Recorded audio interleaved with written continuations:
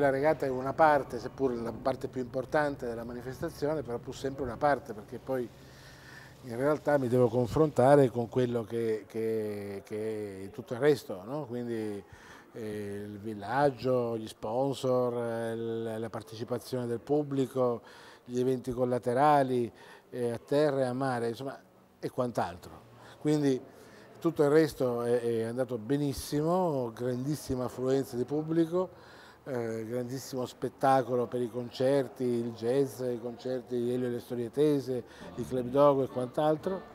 Lo spettacolo di danza anche è stato molto, molto vivo, molto vivace, oggi addirittura hanno chiesto 2 bis, no? Quindi che dire, cioè, un villaggio super frequentato che ha funzionato, devo dire, a meraviglia, senza nessun problema in nessun caso, in nessun modo, mai, e quindi sono estremamente soddisfatto. Certo, se invece di aver avuto 0 vento con un massimo di 7 nodi per mezz'ora ne avessimo avuto 15 per tutta la durata della manifestazione, beh, insomma, ovviamente sarei stato forse ancora più soddisfatto. Però, insomma, voglio dire, ci proveremo la prossima volta, no? Magari, no? Insomma, non c'è mai, noi adesso è finita, no? Insomma, ci proveremo. Sicuramente la Barcolana è una grandissima vetrina dove ovviamente chi può e chi vuole si mette in mostra. Per cui sta anche bene così, fa parte delle regole del gioco se vogliamo, no?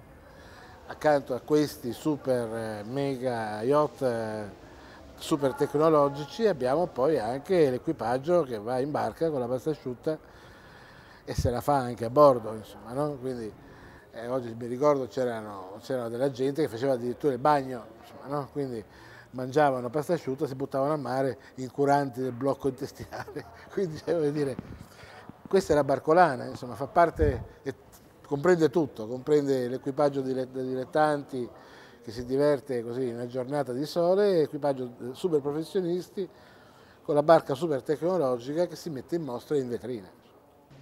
Qual è la Barcolana più bella? La prossima, chiaramente, no? Perché sempre bisogna fare esperienza da quello che si fa per andare avanti e migliorarsi. Insomma. Quindi devo fare alcune riflessioni su questa Barcolana che è stata stravolgente per tantissime cose.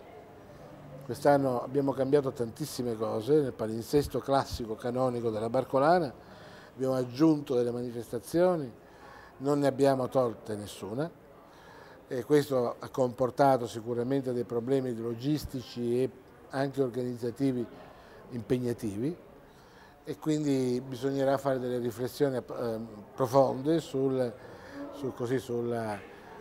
prossima Barcolana per verificare gli errori, ma anche le cose buone che ci sono state su questa manifestazione e impostarle così per la prossima. Sempre restando il fatto che anche la prossima, nonostante tutte le riflessioni e tutte le correzioni fatte, avrà sicuramente dei problemi anch'essa e faremo ancora un altro briefing e così via.